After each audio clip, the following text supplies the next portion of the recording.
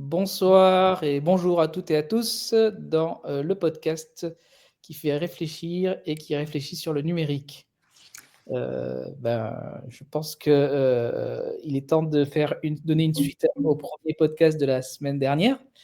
Donc on avait vu avec, Harry, avec Adrien, tous les méandres du souvenir, et plus particulièrement souvenir numérique. On était arrivé à la conclusion que, toutes les personnes qui accumulent des souvenirs, finalement, ils accumulent des informations et si on regarde à une échelle, mondiale, ces informations, ça fait beaucoup, ça fait un chiffre très élevé, on va dire. Et là, on a ce chiffre de 175 zétabytes de data prévu pour 2025. Alors, 175 zétabytes c'est un chiffre immense puisque c'est 1 avec 21 zéros derrière, donc c'est inimaginable. Hein. Et donc c'est un petit peu ce vers quoi on voudrait se réfléchir ce soir avec Harry et Adrien. Alors peut-être je vous laisse dire bonsoir. Bonsoir Lionel, bonsoir Adrien. Bonsoir. Juste pour replacer le contexte, hein, si on parle d'un téra qui est peut-être un peu familier, donc le téra étant 1000 gigas, il faut 1000 téras pour arriver au pétaoctet, donc pétaoctet ou pétabyte, hein. Mais il faut 1000 pétabytes pour arriver à 1 hexabyte et il faut 1000 hexas pour arriver à 1 zeta. Donc on est sur des ordres de grandeur difficiles à imaginer. Je fais la transition directement avec la slide qui d'ailleurs qui nous montre l'évolution globale de la datasphère, toujours en zétabytes, pour voir le côté exponentiel, enfin la croissance sans limite, sans fin. Moi, la question que je pose à vous deux, c'est est-ce que ces ordres de grandeur ont du sens maintenant? Moi qui ne suis pas peut-être habitué comme vous aux chiffres, je suis peut-être un peu moins, j'ai un peu moins la fibre mathématique, je pense, que Adrien et Lionel. Moi, zétabyte, je ne comprends pas. Enfin, personnellement, Non, mais je crois que c'est impossible, hein. Enfin, ouais, tu peux pas. C'est juste beaucoup, beaucoup de données à l'échelle humaine. On peut pas appréhender ça. C'est trop difficile d'imaginer. Et encore, ça prend même pas en compte ces données-là. Je pense pas que tout ce qui est peer-to-peer, les gens qui s'échangent des trucs par les torrents et tout, je suis même pas sûr que ce soit compté dans ces stats. Enfin, je sais pas comment c'est calculé. Mais... C'est une bonne question. Comment ils calculent cela? On peut prendre aussi les données qui sont stockées dans les disques durs de nos smartphones aussi. Je pense qu'ils essaient de l'estimer, mais ça reste difficile. Ouais. Donc, ce qu'on peut noter, c'est qu'en 2010, finalement, l'Internet n'était pas si monstrueux que ça. Hein. On est à peine au-dessus, je ne sais pas, peut-être de 1 zétabyte en 2010 pour 2025 fois 175. Oui, vas-y, pardon. Ouais.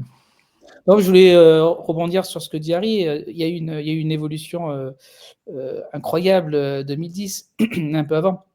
Alors, c'est intéressant le point de vue d'Adrien, réfléchir en termes de disque dur. Donc, si on dit un disque dur, c'est 1 Tera, on voit à peu près l'espace que prend un disque dur.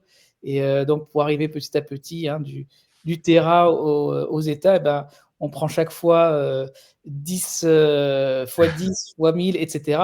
On pourrait imaginer effectivement un espace rempli de disques durs à définir. Mais effectivement aussi, ces ordres de grandeur doivent laisser d'autres dispositifs qui, on va dire, sont moindres vis-à-vis je pense, des data centers qui sont recensés. Et alors, si on revient sur l'évolution, moi, ce que je pourrais dire, c'est que dans les années 2000, on était en train de voir le marché de la mémoire commencer à exploser. D'ailleurs, quand on a travaillé sur des technologies numériques, les composants, entre autres, on focalisait énormément sur le logique, les applications logiques. Et on s'est rendu compte qu'en fait, avec les mémoires, il y avait une vraie comment ça s'appelle, argument commercial, puisqu'on arrivait à augmenter la densité de mémoire avec beaucoup de facilité. Et l'intérêt aussi des mémoires, c'est qu'elles étaient en tout cas à l'époque, moins complexes à développer que des chips en tant que tels. Et on s'est aussi rendu compte qu'il y avait un besoin puisque on avait chaque fois des informations beaucoup plus importantes à faire entrer. Peut-être nous, on a connu le temps du DVD, par exemple. Et effectivement, on mettait des jeux dans les DVD, même des CD-ROM. Les disquettes, on a fait disquettes, CD, DVD. Même les disquettes. Mais à ce moment-là, on n'imaginait pas qu'on pouvait avoir des fois accès à ces informations sur des supports extrêmement petits comme des clés USB qu'on a aujourd'hui. Et même maintenant, je vois que très peu de disques durs avec un disque magnétique, avec une tête de lecture, enfin un disque dur mécanique. Il y en a encore énormément dans le monde, mais là, en France, en 2025, quand j'utilise un ordinateur, il y a tout le temps un disque dur SSD ou NVMe. Et quand il y a un disque dur à tête de lecture et que je l'entends tout de suite à l'oreille, je suis étonné. Tu vois, c'est très rare maintenant. Ça te rend nostalgique? Comme j'ai fait un peu de réparation chez les particuliers, même là, j'en voyais très peu. Il y a une question vis-à-vis de ça. Dans les années 2000 à 2010, il y avait un petit peu la compétition entre les fameux disques magnétiques qui étaient en fait les disques, on va dire, traditionnels et ce qu'on appelle après les solid states, voilà, les disques solid states. La différence, elle est très simple en fait. Et dans le cas des disques durs électromagnétiques, on utilise des vrais disques avec sur lesquels on écrivait les bits avec une petite aiguille qui bouge assez rapidement. Mais à cette époque, on n'était pas encore très sûr de la possibilité d'utiliser des transistors qu'on utilisait dans les CPU pour faire des mémoires qu'on appelle ça non volatiles. Parce que la grande, je ne sais pas si vous vous rappelez des cours de techno de l'époque, je ne sais pas si aujourd'hui on l'explique encore avec autant de détails. On avait les mémoires vives et les mémoires ROM, les mémoires mortes, comme on disait. Et les mémoires mortes, c'était les disques durs électromagnétiques. Les mémoires vives, c'était des transistors. Parce que les transistors, une fois qu'on coupait le courant, c'était fini, il n'y avait plus rien. Et en développant les dernières technologies, on a réussi à créer des mémoires à base de transistors qui pouvaient garder une information même quand on coupait le courant. Et l'avantage du transistor, c'est qu'il réduit sa taille d'année en année. Et c'est comme ça qu'on est passé du micromètre à aujourd'hui le nanomètre. D'accord. Alors, je te pose une question. Tu vas me dire si c'est vrai ou pas. Enfin, si c'est une manière de parler. Moi, j'ai une anecdote sur ce sujet. J'avais un bon ami que j'ai toujours, qui voyageait beaucoup en Asie. Et ça, je m'en rappelle très bien. Peut-être on était en 2003, en 2004.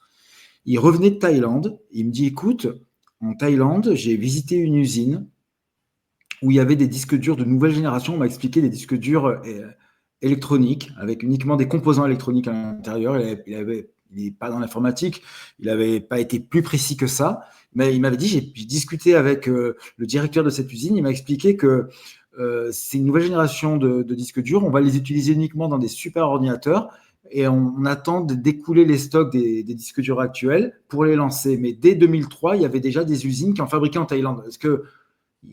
Enfin voilà, j'ai cette anecdote, est-ce que tu me confirmes ça ou... Je sais pas, je pourrais pas te répondre parce que ton anecdote, elle est extrêmement précise avec des lieux et des dates. C'était en 2003. C'était en 2003, ouais. Ouais, c'est pour ça. Je peux simplement te dire que moi, en tout cas, quand je travaillais sur les développements, quand je travaillais avec des personnes qui développaient ces technologies, on était plus de l'ordre de 2006-2007 et il y avait encore beaucoup de freins technologiques avant de commercialiser. D'ailleurs, les premières véritables mémoires que j'ai vues qui étaient dans les disques durs, on parle solid state, pas des clés USB. Ouais, bien sûr. C'était plus autour de entre 2015 et 2020. La première fois que j'ai entendu parler de NVE, je crois que c'est même dans une PlayStation. Ah oui, non, mais ça c'est récent. Mais moi, je sais que j'ai eu mes premiers SSD vers 2006. 2007, ça, j'en suis presque sûr. Je m'en rappelle à Paris, il faisait à peine 30 gigas. Je me rappelle, c'est des tout petits SSD. Bon, après, si quelqu'un peut faire une recherche Internet pour voir la Ouais, je suis date en train d'aller vérifier parce que moi, je me rappelle plus trop. Je crois que toujours. j'avais acheté effectivement un Evo Samsung, et peut-être dans 2013, ouais, c'était la première fois que j'avais un SSD, que j'avais monté une machine avec un SSD. C'était, je pense, en 2012-2013. Mais je me rappelle plus exactement. Mais je pense qu'à ce moment-là, ces disques durs étaient très très chers et pas faciles à commercialiser. Après, en comparaison avec un disque dur électromagnétique à 1 Tera, c'était pas très facile à. Voilà, l'argument commercial se basait là au niveau du prix. Il a fallu, je pense, attendre un peu plus d'années, non, avant que ça puisse être commercialisable pour tout le monde. Bon, ça date, ouais. Leur histoire remonte à longtemps. Sur Wikipédia, ils parlent de dates très anciennes parce que bon, ils parlent des premières, des premiers travaux dessus, mais l'époque où ça s'est vraiment démocratisé, elle n'est pas forcément évidente à retrouver, mais ouais, on doit parler des années 2010, un truc comme ça. Ouais. Tu disais, Harry, toi, 2006, tu te rappelles, tu disais, ouais. Moi, je me rappelle en avoir utilisé vers cette période-là, mais ils étaient tout petits. Oui. C'était encore des gadgets, on va dire. Là, voilà, c'est ça. Je suis sur une page qui reprend ce que tu dis. Donc, en 2006, c'était pas encore très démocratisé, mais Samsung en vendait un qui faisait 32 gigas, etc. Et après, c'est à partir de 2010 que ça a vraiment explosé, quoi. D'accord. Et c'est assez cohérent avec le graphe que tu montres. Donc, Alors, oui. après, mon anecdote avec mon ami, c'est peut-être qu'il parlait d'autre chose. Hein. C'est quelqu'un qui n'est pas du tout dans l'informatique. Il m'avait parlé de ça en 2003, qu'il y avait des usines qui fabriquaient quelque chose. On ne saura jamais. Quoi. De quoi il parlait réellement.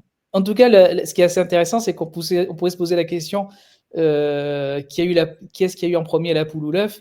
C'est-à-dire, est-ce que c'est grâce au fait qu'on a pu débloquer des logs technologiques et avoir des mémoires pas chères, qui contiennent un espace assez réduit et qui peuvent avoir atteindre des terras très facilement, qui ont fait que les gens sont mis à créer plus d'informations, ou alors c'était justement les informations qu'on a créées. À un moment donné, il a fallu les stocker quelque part et ça a forcé les gens, les ingénieurs, à trouver les solutions le plus rapidement possible.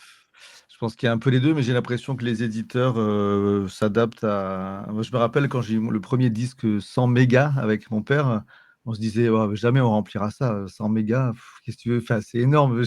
Chaque programme, il faisait 1 méga.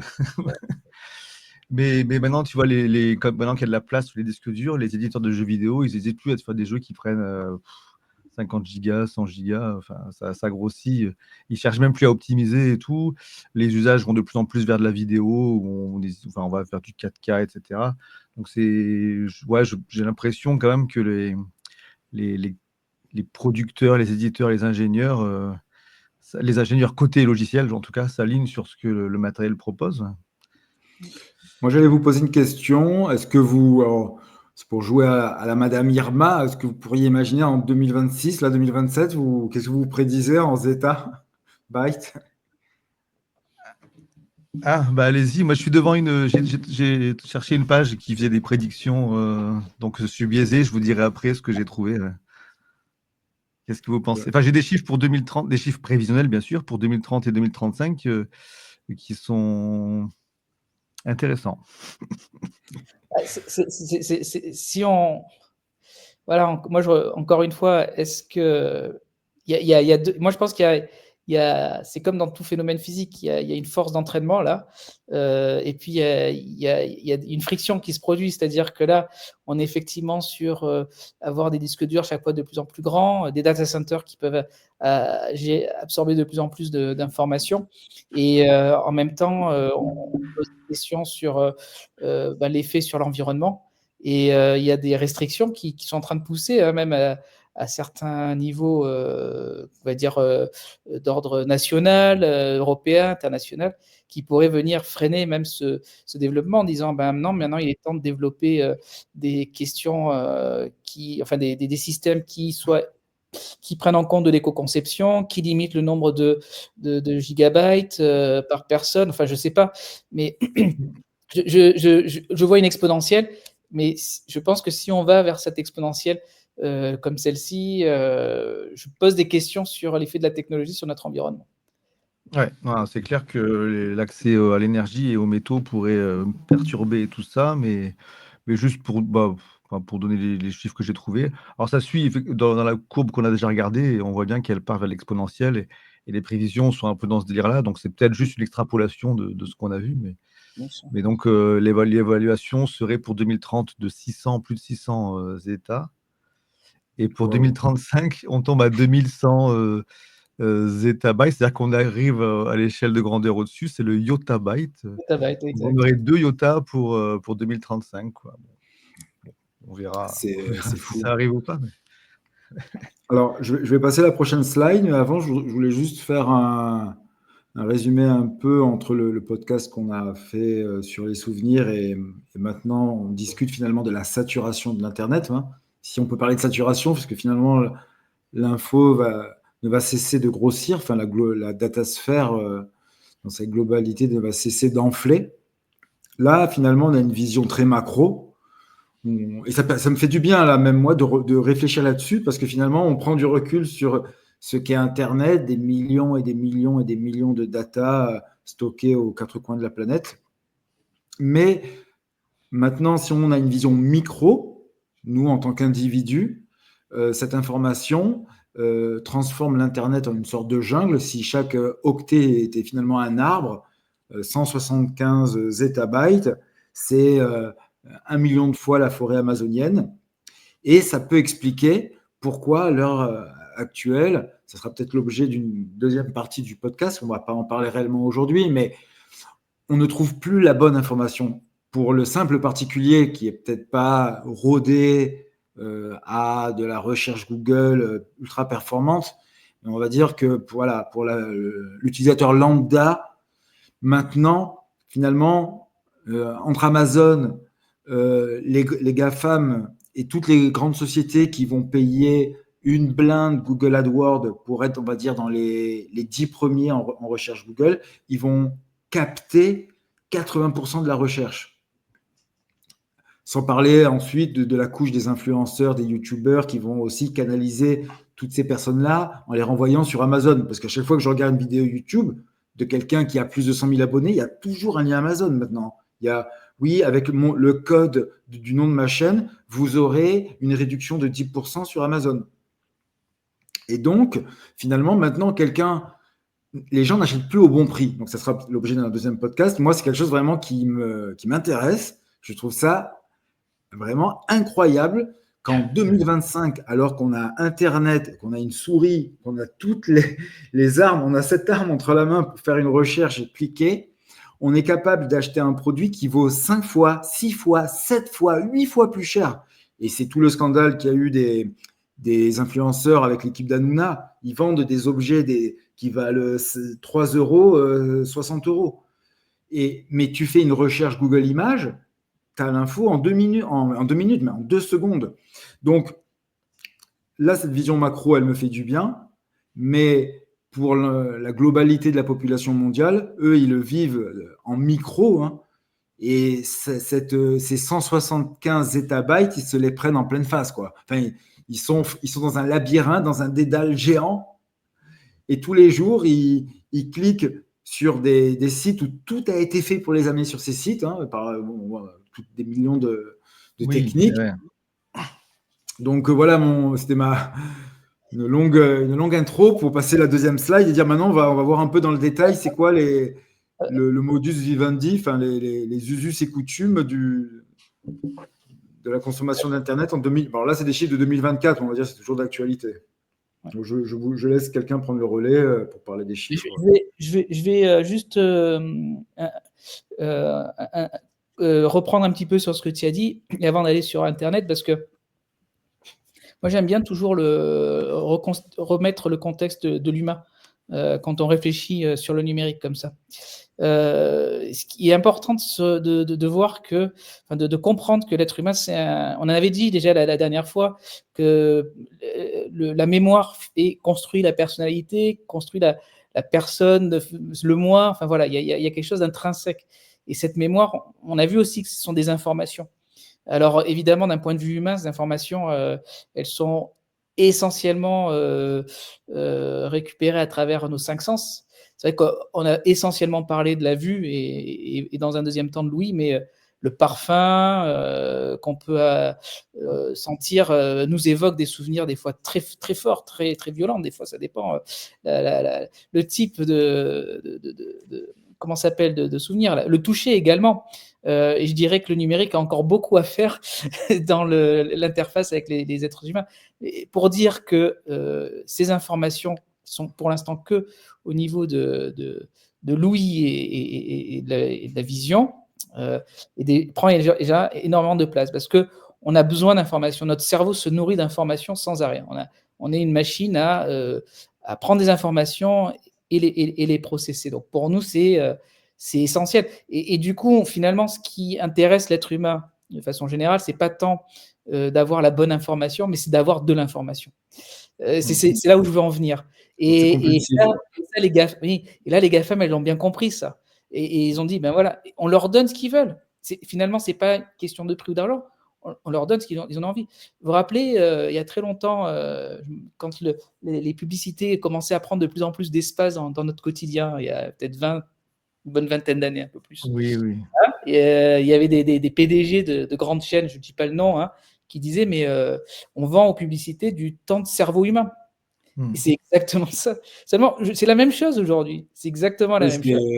C'était le lait. On vend du temps de cerveau disponible. Voilà. Le directeur des programmes de TF1. Mais c'est exactement la même chose. Ce qui se passe, c'est qu'aujourd'hui, notre cerveau est sans arrêt maintenant. On n'attend pas le soir pour regarder un film ou autre. On regarde des informations visuelles sur nos téléphones tout le long de la journée. On entend des informations tout le temps. Donc, notre temps de cerveau, il est mis à disposition à, je ne sais pas, je ne vais pas dire 80, quand avant c'était 80%, quand avant ça devait être 40%. Et j'ai l'impression qu'on y va de plus en plus. On avait parlé des rêves et du sommeil. On est presque en train, avec les fameux Neuralink, etc., à se dire si on ne va pas être à 100% notre cerveau connecté à un outil numérique. Et non, mais je vais loin, mais ce que je veux dire… Oui, non, mais tu as raison, mais j'aime bien quand tu vas loin comme ça. Parce que du coup, je te coupe, là, j'imaginais Neuralink qui nous envoie des flashs de pub pendant qu'on dort. Voilà. Dans nos rêves. Dans Futurama, il y avait une blague comme ça. Mais on peut se poser la question finalement. Et pourquoi ? Parce que ça guide nos us et nos coutumes, ça guide nos actions commerciales, c'est-à-dire comment on dépense notre argent, ou comment on va voter pour un produit plutôt qu'un autre, quoi. Parce que maintenant, j'ai même l'impression que l'argent est en train de perdre une certaine signification. Mais bon, ça, c'est peut-être un autre podcast. Voilà. Donc, c'est pour mettre un petit peu cette mise en contexte, pour bien comprendre le slide que tu nous présentes là. Notre cerveau est connecté et il le sera certainement de plus en plus. Et parce qu'on a besoin d'informations. Notre cerveau vit pour recevoir et traiter des informations. On revue chaque chiffre. Donc, je ne sais pas si quelqu'un veut échanger là-dessus. Donc, d'abord, c'est le nombre de personnes, enfin, la population mondiale qui utilise Internet. Donc, alors, j'ai plus les chiffres actuels. On est 7 milliards d'habitants maintenant, un peu plus, 8 ou... Ouais, on est à peu près 7 milliards, je pense. On se rapproche de 8. Mais alors, parce que oui, le nombre de personnes qui accèdent à Internet. Mais alors, il faut faire attention quand on manipule des chiffres aussi. Ce sont des moyennes, quoi. C'est-à-dire qu'il y a des gens qui n'ont pas du tout accès à Internet. Parce que using the Internet, c'est effectivement les personnes qui utilisent Internet. Mais voilà, encore une fois, c'est… On va dire qu'il y a 75% de la population mondiale qui utilise Internet, là. Enfin, individual using. De toute façon, ça colle un peu. La première slide, elle est en corrélation avec ces usages. Oui, parce qu'en fait, on est 8 milliards maintenant dans le monde, donc il y a 66% de la population qui utilise Internet. Ouais. Ce qui est à la fois beaucoup et en même temps, il y en a beaucoup qui ne s'en servent pas encore, quoi. C'est intéressant comme chiffre. En fait, on l'a parce qu'ensuite, c'est individual using Internet par rapport au pourcentage total de la population mondiale. Voilà, donc là, on l'a finalement, c'est 66. 66,2 avec une augmentation de plus 0,9. D'année en année. Ouais. Plus 1,8. Attends. C'est pas énorme. c'est pas énorme, hein. Je suis étonné parce que, par exemple, l'Inde qui est maintenant aussi peuplée que la Chine, enfin légèrement moins, mais qui a passé le milliard, ils ont quand même misé énormément sur un développement du numérique. Et après, après la Chine, hein, on verra tout à l'heure que la Chine, elle n'est pas aussi développée en Internet qu'on pourrait l'imaginer, hein. Sûrement dans les zones de campagne, il y a encore des zones blanches, comme on dit en France. C'est vrai que ce serait des chiffres intéressants à comparer, parce qu'ils sont ces 2 pays qui sont tous les 2 à 1,4 milliard d'habitants, à peu près, et enfin même l'Inde est vraiment en train de dépasser même la Chine Oui. et ce serait intéressant de savoir le pourcentage d'utilisation d'internet dans l'un et dans l'autre, ouais. Ouais, parce que je pense que cette croissance en zettabytes, là, donc si on passe à 600 zettabytes en 2035, on entend dire, alors ça c'est, je fais juste le relais d'articles de journaux, ça n'a aucune valeur, mais que globalement en Europe, en termes de data center, on est assez saturé et que finalement la croissance, elle est en train de se faire en Afrique, en Chine et en Inde, hein, sur les data, hein. Juste pour expliquer, parce que je ne sais pas si c'est évident pour tous, hein, mais on part du principe qu'il y a nous, hein, là, en ce moment, là, notre réflexion, on part du principe qu'il y a une relation entre les data centers et Internet, ce qui n'est pas trop difficile à démontrer, hein. Mais il ne faut pas non plus oublier qu'il y a un utilisage d'Internet qui peut être fait, on va dire, sans nécessairement passer par des data centers. Mais on admet que c'est plutôt marginal. Donc, c'est vraiment quand on communique sur Internet, on passe nécessairement à travers un data center. Donc, ça, c'est un petit peu notre hypothèse de départ, hein, bien sûr. Oui, tout à fait. Ensuite, on a des chiffres sur la consommation en fonction des hommes et des femmes. Il y a un peu plus d'hommes qui utilisent Internet au niveau mondial. Et c'est quand même assez proche, hein, je trouve. Le temps moyen, alors ça c'est assez vertigineux. Donc le temps moyen, par utilisateur, enfin 6 heures et 40 minutes, c'est énorme. Oui, non, c'est clair que c'est beaucoup. Après, ça prend en compte aussi ce que beaucoup de gens travaillent avec dans la journée, mais ça reste beaucoup et ça fait penser, ça rappelle aussi Le ce qu'on appelle visionnage, je ne sais pas le si, doom comme scrolling, quoi. on regarde Netflix. Attends, Oui, voilà, c'est ça. ouais, pardon. Non, et puis le doom scrolling, c'est-à-dire le fait de rester des heures juste sur le téléphone, sur un truc genre Instagram ou TikTok, quoi. Donc c'est vrai que ça, Là, cumulé, oui, ça fait beaucoup. ouais, et là, c'est clair parce qu'on est presque dans une situation d'hypnose, quoi. C'est-à-dire notre cerveau, il fait un truc, il se passe des choses dans notre cerveau, mais on est dans un automatisme, on calcule même pas, quoi. Tout à fait. Et alors, et là, il y a une évolution technologique, par contre, c'est que par rapport au travail, comme tu disais, avant, quand on travaillait pas en ligne, nécessairement, en tout cas. Et aujourd'hui, presque tout est en ligne. Quand on utilise maintenant Microsoft, on est en ligne, quoi, à travers Teams. Et je pense depuis le Covid, ça a dû être une grosse explosion, un grand changement de pratique. Oui, et puis l'évolution des SaaS, là, les software as a service, là, le fait que les logiciels soient de plus en plus sur internet, ça permet aux éditeurs d'éviter le piratage, de forcer les gens à prendre des abonnements. Donc les éditeurs ont tout intérêt à faire ça et ça crée beaucoup de data, encore une fois, quoi, ouais, et une obligation d'être connecté à internet. Exact. L'autre phénomène que j'ai remarqué avec Microsoft, c'est que récemment, alors peut-être que c'est le cas depuis longtemps, mais je m'en suis aperçu que récemment, quand tu es sous Microsoft Office, il te force à aller sur le cloud OneDrive quand tu fais un enregistrement. Ah oui, c'est l'enfer, c'est vraiment infernal. Avant, tu voyais de manière assez nette select the computer, enfin, c'était assez visible. Là, maintenant, select the computer, il est caché presque. Ouais, tu peux toujours, mais Autre c'est vrai que c'est option. pénible. Moi, je le vois marqué en autre option tout petit, exactement, ouais. Il te force à aller sur le Drive, le Drive, enfin le OneDrive, le cloud de Microsoft. Ils veulent vraiment phagocyter, enfin aspirer nos datas, quoi, hein. Ah, bien sûr, ouais. Ils sont vraiment très C'est plus que énervants. forcer la main, quoi. Là, on peut se poser la question, quoi, hein. Donc ça veut dire que c'est pas nécessairement l'utilisation du software, c'est effectivement être obligé de remplir leur data center. Grosso modo, quand on enregistre du travail, eh ben, ils préfèrent que ça soit sur leur data center plutôt qu'en local dans notre ordinateur. Et là, on peut se poser la question, pourquoi? Qu'est-ce Oui, qu'il pourquoi? y a derrière cette logique? Qu'est-ce qu'ils attendent de nous? Là, clairement, ce petit détail où il est difficile d'enregistrer sur son propre ordinateur et que tout est fait pour te forcer à aller sur OneDrive, finalement, ça participe à cette explosion exponentielle des zettabytes, finalement, directement. Là pour le coup, moi, là, j'y vois. C'est pas une goutte d'eau, là. Parce que Microsoft, si à l'échelle mondiale, ils imposent à tout le monde d'aller sur leur drive, sur leur cloud, là, je pense qu'ils sont ils nourrissent l'ogre du zettabyte, quoi. Effectivement, ça leur donne une raison d'acheter encore plus de data centers. On pourrait même imaginer des entreprises qui commencent à acheter des data centers d'autres entreprises et des GAFAM qui mangent, je veux dire, des fournisseurs en tout cas de services de données qui absorbent ou mangent d'autres fournisseurs et pour avoir le monopole des data centers.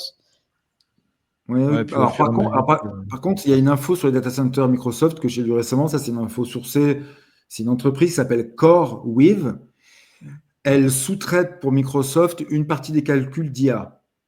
Et elle a peu de clients. Microsoft, c'est leur principal client. Et juste avec Microsoft, sur l'année 2024, de mémoire, ils étaient sur 2 milliards de contrats avec Microsoft pour faire des data centers. Seulement pour du sous-traité. C'est-à-dire que Microsoft a déjà ses data centers pour les calculs d'IA, mais ils anticipent des flux d'utilisation tellement importants. Vous savez que les data centers peuvent faire du load balancing et d'un coup déporter tous les calculs vers un autre data center. Enfin, il y a des sortes d'aiguillages gigantesques de data. Et ils ont sous la main des entreprises qui font du coup des croissances incroyables. Parce que ceux qui ont mis des actions sur eux, ils ont dû gagner de l'argent. CoreWeave, il y a 3 ans, c'était une boîte, ils avaient un data center. Maintenant, ils en ont 30 de 30 000 m², juste pour le contrat Microsoft. Oui, c'est intéressant parce que ça rappelle qu'il y a avant, on parlait beaucoup du big data, et le big data, c'est les données massives. Mais maintenant, aujourd'hui, on parle aussi, pas simplement du big data, mais aussi du flux de big data ou le flux de données massifs. Ce qui a aussi toute son importance. Je sais que c'est peut-être très subtil, mais le fait d'avoir des données stockées à un endroit, mais aussi de faire des flux de façon massive de données, c'est un enjeu technologique qui est très important. Et il y a un autre enjeu qui vient derrière, et je me profite pour partager ça avec vous. C'est qu'on a l'habitude d'avoir des données. On imagine en tout cas que les données, pour nous, elles sont complètement uniformes, c'est toutes les mêmes, alors qu'en fait, il y a une complète hétérogénéité des informations. On va avoir des informations qui vont être stockées sous forme d'images, on va avoir des informations qui vont être stockées sous forme de texte, on va avoir des informations qui vont être purement binaires, et elles voyagent comme ça à travers ces grandes autoroutes, on va dire, de données. Et ça, c'est un enjeu technologique qui est extrêmement fort. Et on s'en parle pas, mais oui, tout à fait. Et je peux rebondir là-dessus parce que j'ai lu un livre sur l'état des câbles sous-marins, c'était l'année dernière, qui est très intéressant. Et maintenant, les GAFAM, depuis peu, ils ont des câbles sous-marins dont ils sont propriétaires à 100% et qui interconnectent leur data center à 100%, ce qui n'a jamais été le cas. C'est-à-dire qu'une grande partie du temps, le câble sous-marin, il y a une multipropriété entre différents fournisseurs d'accès. Et ensuite, une fois qu'il arrive sur le continent, il y a un data center d'interconnexion qui redistribue la data vers les data centers clients. Et ensuite, la data, elle va dans des millions d'autres data centers chez les utilisateurs.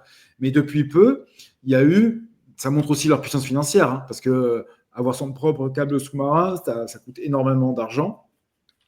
Et donc, il y a eu les premiers câbles sous-marins qui faisaient du point à point Facebook. Comme si à la maison, tu tires ton câble RJ45 entre deux éléments. Pour les flux de data massifs dont tu parles, Lionel. Et dire qu'au départ, on n'avait que des lanes pour faire des jeux en lane avec un petit routeur et 4-5 ordinateurs. Des fois, on revoit des photos des LAN des années 90 avec les gros écrans cathodiques qu'on se embêtait à transporter. Là. Ouais, exactement, j'ai connu ça. Ouais. C'est intéressant parce qu'aujourd'hui, tu te dis, mais en fait, c'est en l'espace de, je sais pas, 10-15 ans, quoi. Et finalement, l'architecture, c'est à peu près la même, quoi. C'est la même idée, en tout cas, dans le concept. Imaginez ça à un niveau de millions, je sais pas, milliards peut-être de machines et des réseaux immenses. Enfin, c'est bon. Et ces câbles sous-marins, alors bon, maintenant c'est concurrencé par les satellites de plus en plus avec les muskeries et compagnie, mais les câbles sous-marins, c'est quand même un enjeu majeur qui risque de. Je serais pas étonné qu'il y mais d'ici quelques années, avec la politique globale compliquée, on est des patrouilles, ambiance bataille de l'Atlantique, des patrouilles pour protéger les câbles sous-marins, ou je sais pas. Ah, Ouais, mais il y a beaucoup de cas, non, mais super, même déjà, super là en intéressant. Ukraine, non, Ouais, mais il y a super ils sont intéressant, moi, régulièrement Ouais, ouais. sectionnés. Non, Ah, dans les conflits, la Russie a sectionné le câble sous-marin de l'Ukraine. Non, ouais. Non, mais franchement, j'ai l'impression, plus on discute et plus j'ai l'impression, enfin, c'est peut-être quelque chose d'évident que je vais dire, mais en fait, c'est fini le pétrole, quoi. Maintenant, c'est la data. Et de la même façon qu'on avait des pipelines de pétrole qui circulaient et que c'était stratégique de les contrôler ou de les faire exploser, on en est arrivé maintenant aux câbles qui transportent la data, quoi. Donc, c'est la nouvelle richesse. C'est ce que disaient les mondes cyberpunk depuis Ah oui. longtemps. Mais sauf que le pétrole, malheureusement, enfin, on pourra quand même difficilement s'en passer, mais maintenant, c'est Alors, à deux enjeux. préciser, parce que C'est ce difficilement livre, s'en passer, mais on cherche à s'en passer malgré tout. On Avec des cherche. alternatives, des énergies renouvelables qui pourraient être l'objet d'un autre podcast d'ailleurs. Ouais. juste pour faire un petit point historique, parce que ce livre, je l'avais vraiment apprécié, il y avait un câble sous-marin de télégramme à la fin du XVIIIe siècle pour connecter l'Angleterre au Canada. Hein. Ah Donc, ouais. Ah ouais, c'est très vieux, c'est très ancien, carrément. c'est vraiment, ils ont commencé à faire, je veux dire, il y a eu un câble sous-marin ensuite atlantique, donc qui permettait d'envoyer des télégrammes entre l'Europe, enfin la France et les États-Unis, et que ça a eu des rôles majeurs dans des conflits pour pouvoir avoir des informations rapides. Là, à l'heure actuelle, l'état des câbles sous-marins, si vous regardez une carte mondiale, c'est un réseau tentaculaire, hein, c'est une toile d'araignée, hein, il y en a de partout, partout, partout. L'un des grands acteurs du câble sous-marin, c'est une entreprise qui s'appelle Nokia, qui est bien connue, on ne le sait pas forcément. Mais c'est parce qu'eux, ils ont aussi la flotte pour aller les poser. Parce qu'en fait, tu as deux types d'acteurs. Tu as ceux qui fabriquent les câbles et tu as ceux qui les posent. Et il y en a qui ont les deux cordes à leur arc. Et je voulais aussi revenir rapidement sur les patrouilles pour protéger les câbles. C'est déjà le cas. C'est déjà le cas. Hein. Il y a déjà des cas où, dès qu'il y a un conflit, ils protègent les câbles sous-marins. Et puis, il y a aussi toutes les histoires d'écoute. Hein. Les histoires où la CIA, on sait, ils sont branchés sur un câble sous-marin. Hein. Ouais, ça ne m'étonne pas. Alors, là, dans le livre, elle en parle, l'autrice. C'est très intéressant parce qu'elle dit, OK, tu te branches sur un câble de 10 teraflops. Mais la masse d'informations que tu as, il faut des algorithmes de fou, des ordinateurs de malades pour arriver à identifier une séquence binaire qui correspond à un message écrit que tu veux espionner. Tu sais pas non plus. Être comme Néo dans la Matrice, ouais. C'est pas Et je évident. Mais C'est pas de pense que l'espionnage. mais si tu as les moyens, tu peux le faire. Je peux te parler de certaines personnes qui arrivent à justement désarmer des systèmes crypto juste en passant des lasers dessus, quoi.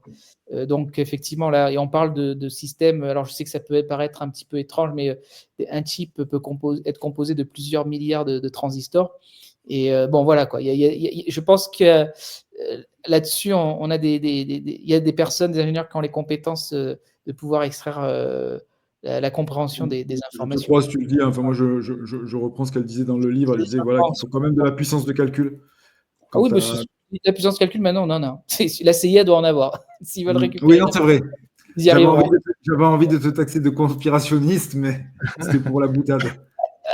en tout cas, ça J'imagine permet de revenir sur l'idée du streaming là, que tu évoquais tout à l'heure. Et Ouais. la data mobile, enfin fixe, c'est une chose, mais c'est vrai qu'il y a de gros enjeux sur le streaming avec des sociétés comme Twitch qui sont connues pour être leaders sur le divertissement, mais qui ont du mal à trouver un financement pérenne et sont toujours sur le fil un peu parce que c'est très coûteux de diffuser à plein de monde dans des qualités élevées. Le public est de plus en plus exigeant maintenant quand tu as plein de gens qui veulent du 60 FPS. Enfin, voilà. Et donc, c'est des enjeux importants et tout le monde n'a pas les reins assez solides pour ça, quoi. Est-ce que Twitch existera encore dans 10 ans? Je sais pas. Peut-être que Google renforcera son monopole général, enfin sa grande puissance en écrasant les autres acteurs du live et tout. Oui. Et puis, il y a un autre secteur qui peut aussi envoyer beaucoup de data et venir participer à cette saturation. C'est dès qu'on aura vraiment des voitures autonomes. Alors là, je parle pour peut-être 2035, bien que certaines voitures autonomes roulent ou si tu peux activer le mode autonome dans ta Tesla. Mais du coup, la voiture, via l'antenne, elle doit envoyer beaucoup d'infos. Elle doit envoyer des informations de trafic, d'état de tous les composants de la voiture.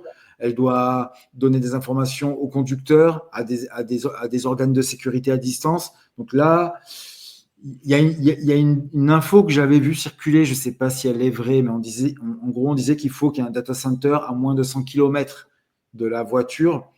Il faut qu'il y ait un maillage très dense. Alors, et puis, ouais, vas-y.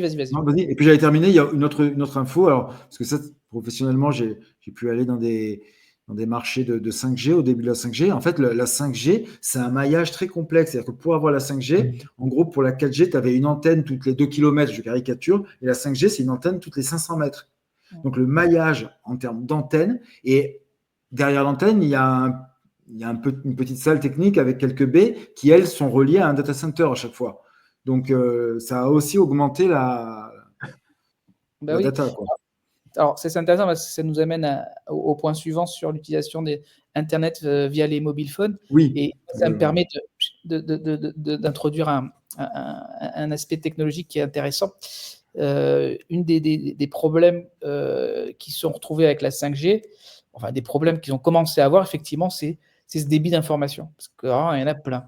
Et alors, de façon très intéressante, là, on parle de 6G. D'accord ? Et le développement de la 6G, c'est encore plus d'informations. Et on s'est rendu compte que dans certains cas, nous avons des systèmes qui, quand le flux d'informations il arrive dans un immeuble ou autre, le nombre de personnes, le nombre d'objets connectés qui est présent demande un flux d'informations extrêmement élevé. Et ça crée une congestion qui fait que l'information ne passe pas comme elle devrait le faire. Et ça, c'était justement des travaux de recherche qu'on a développés dans le labo où je bosse. Et alors, c'est assez intéressant parce qu'eux, ils ont trouvé comme solution, enfin pas que dans notre labo, mais de façon sur la communauté scientifique, les ingénieurs, d'utiliser donc des systèmes de modulation à travers, ou de transmission, de l'information à travers la lumière. La lumière fonctionne à des longueurs d'onde qui sont très élevées et qui permet justement d'avoir donc une fréquence pour faire passer ces informations qui serait adéquate pour faire passer ce flux d'informations. En d'autres termes, l'idée, c'est de se dire, on va fonctionner avec des systèmes relativement conventionnels jusqu'à ce qu'on arrive dans des buildings.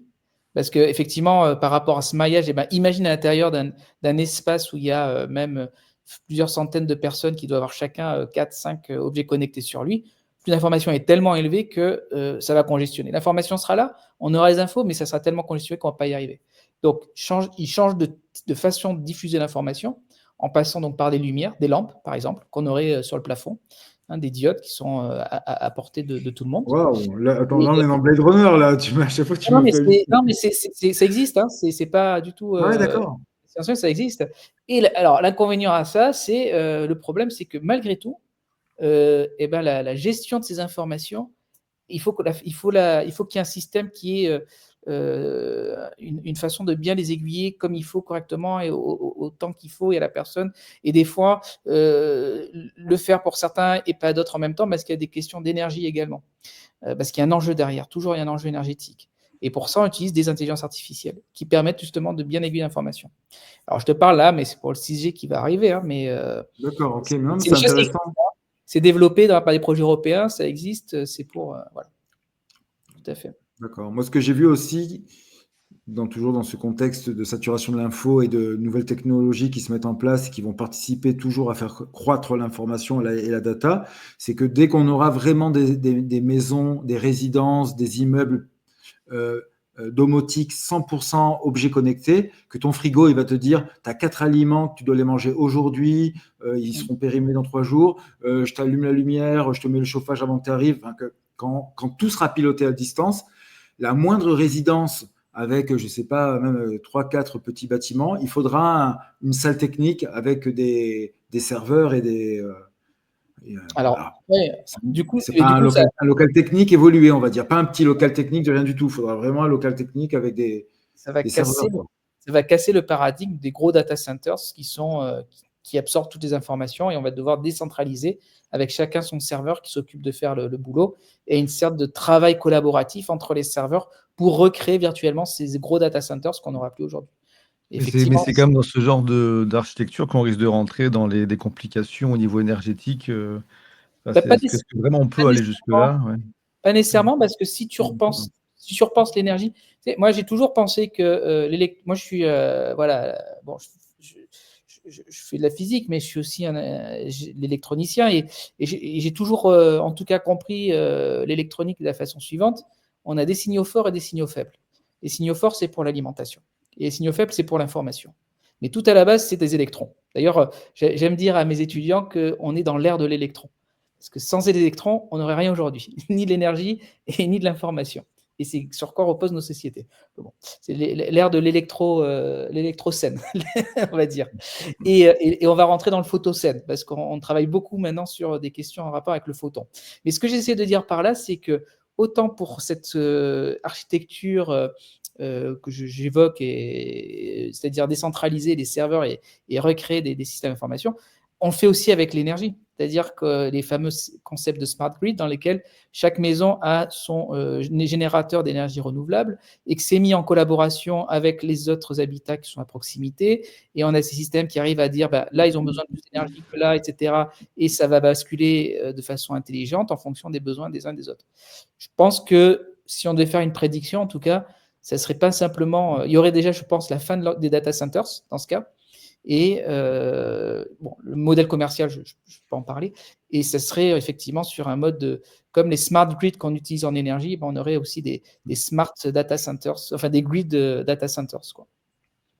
Oui, tout à fait. Je voudrais rebondir là-dessus parce que dans le data center, ces petits data centers, sache que c'est une tendance quand même qui a démarré il y a 5-6 ans. Ça porte un nom bien précis. Moi, je suis dans ce domaine. Ça s'appelle Edge Data Center. Le data center de petite taille, de proximité. Effectivement, ça se développe en fonction d'un type de besoin où on n'a pas forcément besoin de faire des gros data centers et de faire des data centers spécialisés. Le Edge, c'est aussi un data center spécialisé de petite taille.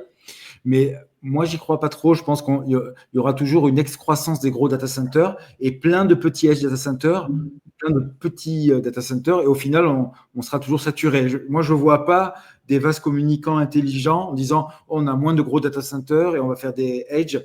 Finalement, les edge, ils ont aussi besoin d'être connectés à des gros data centers. L'IA force à faire de l'hyperscale, qu'ils appellent les hyperscalers, enfin des énormes data centers d'IA. Les edge data centers, ils vont peut-être être utilisés pour les voitures connectées. Comme je vous l'expliquais, il faudrait un edge data center tous les 100 km, à une distance de 100 km d'une voiture connectée pour les vitesses de transmission, les prises d'informations, aussi bien que pour les voitures électriques et toutes les datas qui vont circuler lorsque tu recharges ta voiture. Il y a de la fibre optique parce que tu donnes des infos sur l'état de ta voiture, l'état de tes batteries, et énormément Donc moi, je suis moins optimiste sur des vases communicants intelligents. D'autant que politiquement aussi, ça va. Enfin, les gros acteurs actuels, ils vont pas se laisser. Enfin, ils vont pas démonter leur data center. Ils vont faire plaisir, quoi, en se disant oh, c'est mieux pour la planète, on les arrête, quoi. Ils vont vouloir garder un maximum d'informations. Si la data c'est justement une ressource qui est super vitale, ils vont pas l'abandonner, quoi. Et je trouve qu'on a voilà, je pense qu'on réfléchit à un nouveau paradigme, mais je trouve qu'il y a des parallèles assez forts. Je ne partage pas 100% avec Harry, j'ai des arguments qui pourraient dire que technologiquement, on pourrait y arriver. Mais je suis assez d'accord avec Adrien. Mais malgré tout, je trouve quand même qu'on se retrouve quand même sur les mêmes paradigmes, c'est-à-dire qu'on a eu le lobbying du pétrole pendant longtemps, on va dire bien au moins un siècle, c'est pas plus, et alors que les panneaux solaires auraient pu être créés bien avant. Et bon, j'ai déjà eu des discussions avec des collègues parce que ça se discute. Ce que je vais dire, c'est pas du tout une vérité, mais c'est personnel. Mais le photovoltaïque, c'est quand même l'idée d'avoir une énergie qui provient du cosmos, du soleil, d'accord. Personne n'est propriétaire du soleil. Donc, tout le monde a accès à cette énergie. Bon, bien sûr, on va me dire, oui, mais il y aura des propriétaires des panneaux solaires. Soit, on peut aller dans ce sens-là, mais ce n'est pas là où je veux en venir. Ce que je veux dire, c'est que chacun a son panneau solaire, chacun peut générer l'énergie dont il a besoin. Donc, on est sur une idée de décentralisation des énergies. Mais effectivement, avec un modèle comme ça, on va faire tomber des grandes compagnies de pétrole et autres qui, justement, préfèrent centraliser l'énergie pour la revendre. J'ai l'impression que pour le data, c'est un peu ce qui est en train de se passer. On est sous le joug de certaines grosses entreprises qui veulent concentrer le data pour pouvoir garder cette mainmise sur une monétisation, une commercialisation et voilà quoi, la faire payer. Alors que la data, finalement, on pourrait aussi imaginer qu'elle est libre comme l'air. Oui, mais là, on en revient aussi.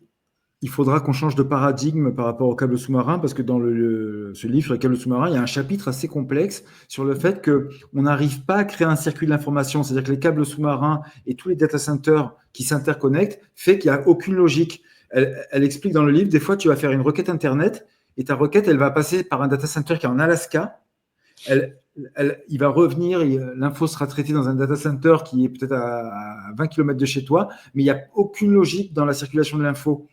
Donc, quelque part, un gros data center, enfin les gros data centers, ils pourront toujours capter de l'information et elle sous-entend dans le livre qu'il y a des autoroutes de l'information qui sont un peu forcées pour te forcer à passer quelque part et à faire.